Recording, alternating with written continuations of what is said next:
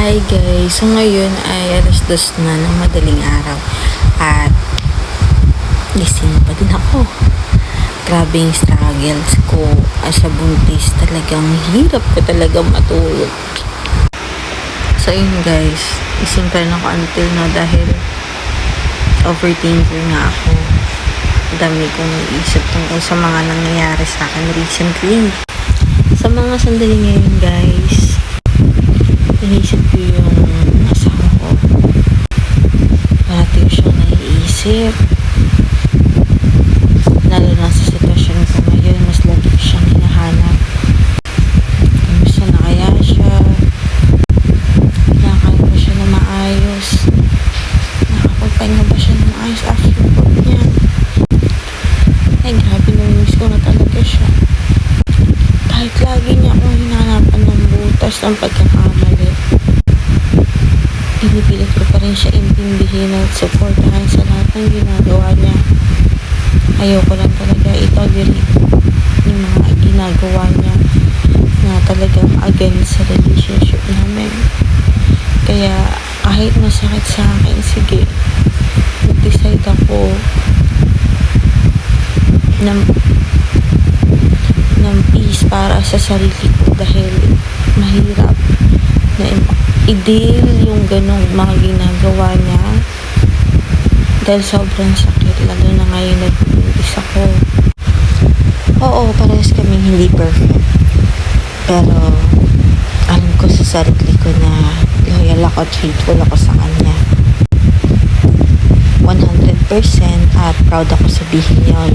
Aminado rin ako sa ugali, hindi tayo laging mabuti, hindi tayo laging mabait dahil matagal na nga kami at talaga naman kapag matagal na kayo sa relasyon ay nagkakalabasan na kayo ng ugali. Pero kung may pag-iintindihan naman kayo at pagtanggap sa mga nangyayari ay for sure na malalagpasan nyo yun. Bakit ang unfair kapag ang babae, ang nanay, nagkamali siya at sinusuportahan siya ng asawa niya, yun at nagkamali, masama na agad yung tingin. Kumbaga hindi naman siya major na problem kasi ini-improve mo naman siya at alam mo namang hindi na nangyayari yun, pero dahil sa isipan ng partner mo, iba yung pagtanggap niya, talaga nagiging issue. So nagkakaroon tayo ng kakulangan sa acceptance at forgiveness.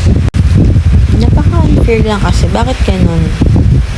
Kapag sila nagkamali, kailangan kung maaari patawarin mo sila agad-agad, diba? At pag sinabi nilang papatunayan nila na hindi naman na sila ganun, maniniwala tayo.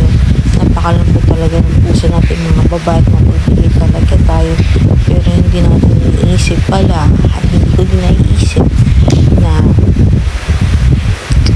grabe pala yung result nun. Mas naaabuso ka pala nila, which is habang tumatagal mas sumasakit at mas bumibigat, lalo na kung paulit-ulit na ginagawa. Pinagpipray ko na nga lang din parati yung mindset niya, yung isipan niya, na sana kahit pa paano naiisip niya pa rin kami, ng anak niya, ako, naiisip niya pa rin ako parati. Kasi gusto ko siyang kausapin. Sanay kasi ako na madalas ko siyang kinakausap. Clingy kasi ako sa kanya, masyado ako open sa kanya. Kaya ko siyang hintayin kahit napakatagal sa trabaho niya. Nilagyan ko siya ng time and space. It's just that itong nagbuntis ako, sobra lang talaga ako naging emotional. Yung parang gusto ko lagi ko siyang kausap at nakikita. Pinakausap sa video call. Iba yung pagkakaintindi niya lately sa mga attitude ko. Ang pangit lang kasi sasabihan ko pa ng madrama, maarte, nag-iinarte. Valid ba yun na sabihin na yung pregnancy ko? Siya lang naman din yung sinahanap ko dahil ama nga siya ng anak ko. Ako, para sa akin, patuloy pa rin ako sa kung ano ako.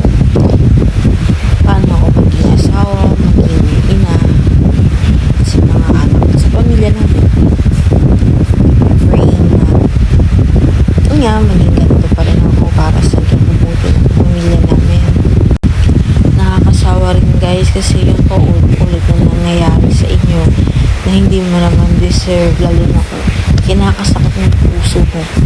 Diba?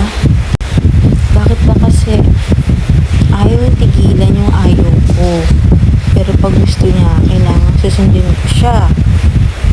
Paka-unfair, diba?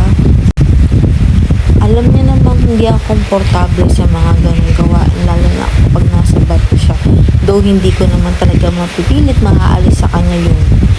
Pero sana, di ba, naiisip niya din na matagal na kasi kami. Hindi lang naman kami isang taon, 2 taon.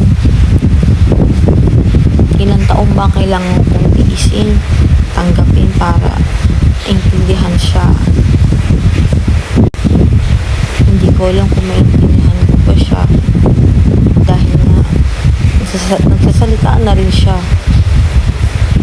Mabilis na rin siyang give up dahil ba sa mga tao na sa paligid niya, mga nakakausap niya. Ganun na lang ba kami kagaling talikuran? Ganyan na lang ba ako kagaling talikuran? Lalo na sa sitwasyon ko ngayon. Unting understanding at consideration sa mga